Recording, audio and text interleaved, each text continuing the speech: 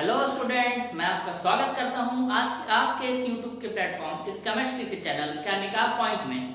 बच्चों, हम पढ़ रहे हैं कोलिगेटिव प्रॉपर्टी और इसमें हमने अब तक जाना है एलिवेशन इन बॉइलिंग पॉइंट को, डिप्रेशन इन फ्रीजिंग पॉइंट को। आज का हमारा टॉपिक है जो चौथी कोलिगेटिव प्रॉपर्टी है, वो है ऑस्मोटिक प्रेशर।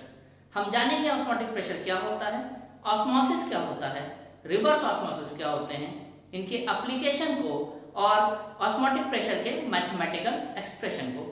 तो ऑस्मोटिक प्रेशर जानने से पहले हमें यह जानना पड़ेगा कि ऑस्मोसिस क्या होता है।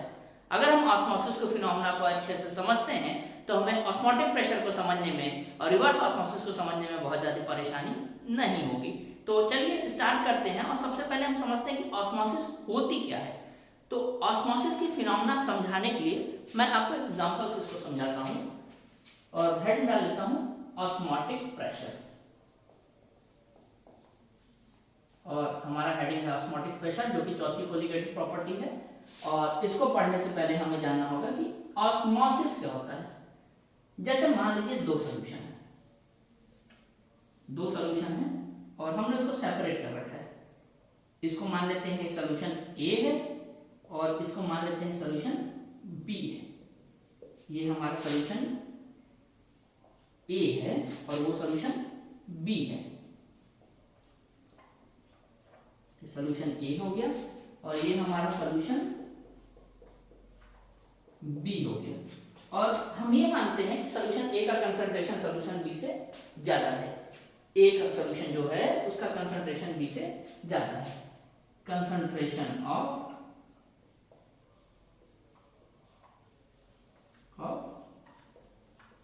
solution A is greater than B। solution A का कंसंट्रेशन B से ज्यादा है और दोनों को हमने अगल बगल रख दिया और सेपरेशन दे दिया हल्का सा। तो जब दोनों को हम अगल बगल रख देंगे और थोड़े से सेपरेशन दे देंगे तो थोड़े समय बाद क्या होगा, दोनों सॉल्यूशन का कंसंट्रेशन बराबर हो जाएगा। थोड़े समय के बाद क्या होगा, दोनों सॉल्यूशन का कंसंट्रेशन बराबर हो जाएगा। ये स्पॉन्टेनियस फिनोमेना है। थोड़े समय बाद दोनों अपने बाद आप क्या हो जाएंगे, मिल जाएंगे और दोनों साइड का सॉल्यूशन का कंसंट्रेशन क्या हो जाएगा, बराबर हो जाएगा। कैसे होगा, ये सॉल्यूशन ए है और ए का कंसंट्रेशन बी से ज्यादा है।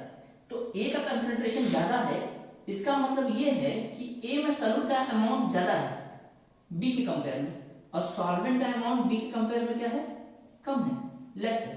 और अगर बी को ए से कंपेयर करें तो बी में सॉल्यूट का अमाउंट जो है वो ए के कंपेयर में कम है और सॉल्वेंट का अमाउंट ज्यादा है। सॉल्वेंट का अमाउंट ज्यादा है तो होगा क्या, दोनों अपना कंसंट्रेशन बराबर करना चाहेंगे। कैसे करेंगे, इधर सॉल्यूट ज्यादा है इधर सॉल्वेंट ज्यादा है, तो सॉल्यूट क्या करेगा, इधर से मूव करके इधर आएगा। सॉल्यूट ए से बी की तरफ जाएगा और सॉल्वेंट बी से ए की तरफ जाएगा। और थोड़े समय बाद ये मूवमेंट क्या हो जाएगा, स्टॉप हो जाएगा, या बोले ये मूवमेंट तब तक होता रहेगा जब तक दोनों साइड का कंसंट्रेशन बराबर ना हो जाए। ये नॉर्मल से फिनोमेना है। जो अब हम क्या करते हैं, दोनों सॉल्यूशन जो हमने लिया दोनों को हम ऐसे सेपरेट करते हैं, एक ऐसे मीडियम से सेपरेट करते हैं जो कि केवल सॉल्वेंट की मूवमेंट को अलाउ करे, जो केवल क्या करे, सॉल्वेंट की मूवमेंट को अलाउ करे। ऐसे मेम्ब्रेन, ऐसे मीडियम को नाम देते हैं semi permeable membrane. Semi permeable membrane क्या होती है, जो केवल सॉल्वेंट की मूवमेंट को अलाउ करेगी। तो ऐसे केस में क्या होगा, दोनों सॉल्यूशन को हमने आपस में कांटेक्ट में रख दिया तो दोनों सॉल्यूशन अपना कंसंट्रेशन बराबर करना चाहेंगे और दोनों को हमने सेपरेट किया है सेमी परमिएबल मेम्ब्रेन से। शॉर्ट फॉर्म में इसको SPM लिखते हैं। तो क्या होगा, सॉल्वेंट जो रहेगा वो लो कंसंट्रेशन से हाई कंसंट्रेशन की तरफ आएगा। और कब तक आएगा, जब तक दोनों साइड का कंसंट्रेशन क्या हो जाए, बराबर ना हो जाए। इस फिनोमेना को नाम देते हैं osmosis. Movement of solvent from the region of low concentration to high concentration through a semi-permeable membrane is known as osmosis। अगर हमें osmosis को डिफाइन करना है तो कैसे डिफाइन करेंगे osmosis को, movement of solvent from the region of low concentrated solution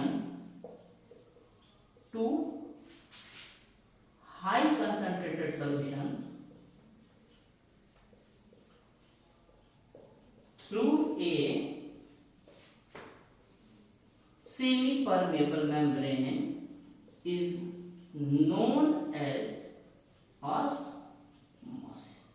उसे क्या कहेंगे? ऑस्मोसिस कहेंगे। Movement of solvent from a region of low concentrated solution to high concentrated solution is known as osmosis. क्या हुआ है osmosis में? हमने दो सॉल्यूशन ले लिया, एक का कंसंट्रेशन ज्यादा है, एक का कम है। हमने सॉल्यूशन ए का कंसंट्रेशन बी से ज्यादा माना है और दोनों को सेपरेट किया है सेमी परमेबल मेम्ब्रेन से। सेमी परमेबल मेम्ब्रेन क्या करेगा? केवल सॉल्वेंट के मूवमेंट को अलाउ करेगा। तो दोनों सॉल्यूशन को जब हम आपस में टच में रख देंगे और उसको सेमी परमेबल मेम्ब्रेन से सेपरेट कर देंगे तो दोनों सॉल्यूशन अपना कंसंट्रेशन बराबर करना चाहेंगे। वो बराबर होगा कैसे? जो सॉल्वेंट है लो कंसंट्रेशन सॉल्यूशन के साइड, वो हाई कंसंट्रेशन की तरफ जाएगा। और कब तक जाएगा? जब तक दोनों का कंसंट्रेशन बराबर ना हो जाए। इस फिनोमेना को नाम देंगे ऑस्मोसिस। इस फिनोमेना को नाम देंगे ऑस्मोसिस। अब इसी के अंदर हम समझते हैं ऑस्मोटिक प्रेशर को भी। क्या होता है ऑस्मोटिक प्रेशर? नॉर्मल जो स्पॉन्टेनियस प्रोसेस है, जो अपने आप होने वाला प्रोसेस है, वो ये है कि सॉल्वेंट जो है वो सॉल्यूशन बी से ए की तरफ जा रहा है, जिसे हम कह रहे हैं ऑस्मोसिस। अब हम क्या करते हैं? सॉल्यूशन ए के साइड एक पिस्टन रख देते हैं और उस पर प्रेशर लगाते हैं। जब हम प्रेशर लगाने लगेंगे सॉल्यूशन ए में तो ये प्रेशर क्या करेगा? इस सॉल्वेंट के मूवमेंट को रोकने लगेगा, सॉल्वेंट मूवमेंट को कम करने लगेगा। और प्रेशर लगाएंगे और कम होता जाएगा और एक पर्टिकुलर प्रेशर पे इस सॉल्वेंट का मूवमेंट रुक जाएगा। मतलब ऑस्मोसिस की फिनोमेना क्या हो जाएगी? स्टॉप हो जाएगी। उस प्रेशर को नाम देंगे ऑस्मोटिक प्रेशर। वो मिनिमम प्रेशर जो कि ऑस्मोसिस की फिनोमेना को रोक दे उसे कहते हैं ऑस्मोटिक प्रेशर। और या बोले वो मिनिमम प्रेशर जो अप्लाई करते हैं ताकि सॉल्वेंट का मूवमेंट लो कंसंट्रेटेड सॉल्यूशन से हाई कंसंट्रेटेड सॉल्यूशन की तरफ ना हो, उसे कहते हैं ऑस्मोटिक प्रेशर। अब इसी प्रेशर को हम अगर बढ़ा दें, इसी प्रेशर को हम अगर बढ़ा दें तो ये फिनोमेना उलट जाएगी। मतलब जो सॉल्वेंट है वो लो कंसंट्रेटेड सॉल्यूशन से हाई की तरफ ना जाके हाई से लो की तरफ जाना जाएगा। इसे कहेंगे रिवर्स ऑस्मोसिस। इस फिनोमेना को कहेंगे रिवर्स ऑस्मोसिस। तो होप आप दोनों फिनोमेना समझे होंगे क्या होता है।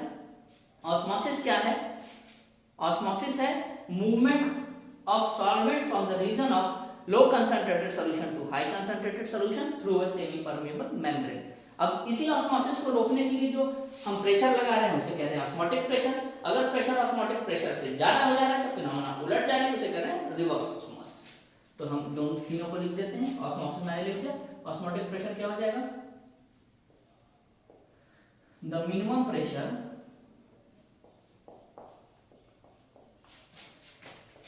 required to stop the phenomenon of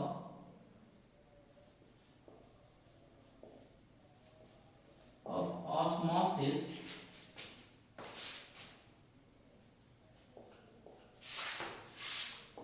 is known as osmotic pressure। अब इसी प्रेशर को अगर बढ़ा दें तो क्या हो जाएगा? ये reverse osmosis.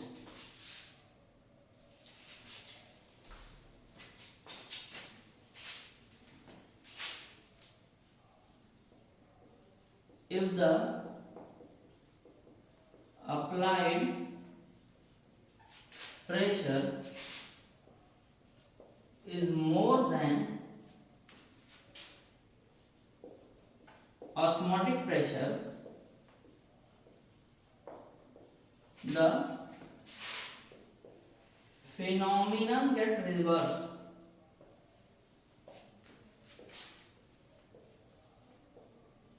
and is known as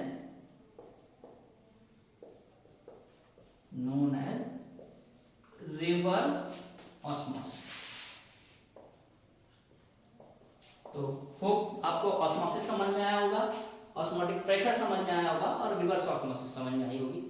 अब हम बात करते हैं कि ऑस्मोटिक प्रेशर को हम कैसे मैथमेटिकली रिप्रेजेंट करते हैं और रिवर्स ऑस्मोसिस के क्या एप्लीकेशन होते हैं। तो पहले हम देख लें कि हम किसी सॉल्यूशन के ऑस्मोटिक प्रेशर को कैसे मैथमेटिकली रिप्रेजेंट कर सकते हैं।